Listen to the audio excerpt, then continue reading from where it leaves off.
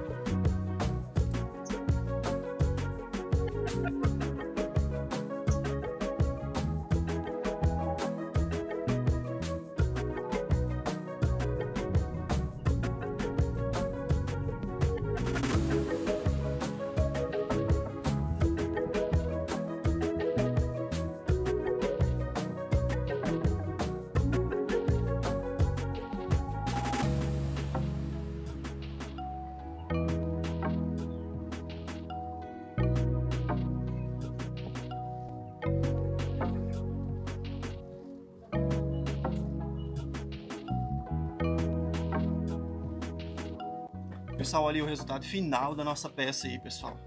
Um trabalho muito simples de fazer, fácil, rápido para fazer, tá? Gastei aqui madeiras de pallet, são poucas madeiras, tá? Se você não tem a madeira de pallet, você pode estar comprando uma tábua de pinos e fazer o seu projeto.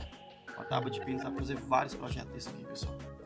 E esse aqui é um projeto, pessoal, que eu vou dar de presente. Então eu quero pedir a sugestão de vocês e a opinião de vocês, é importante. Qual a cor que você colocaria aqui? Mogno, embuia ou transparente? A cor que for mais sugerida aí, pessoal, eu vou pintar e vou entregar para a pessoa que eu vou dar, tá? Então deixa aí nos comentários, pessoal. Deixa aí a opinião de vocês, a sugestão, é importante. E aqui, pessoal, vou estar passando alguns detalhes para vocês aqui, ó. Para ficar nesse ângulo aqui, pessoal, ó.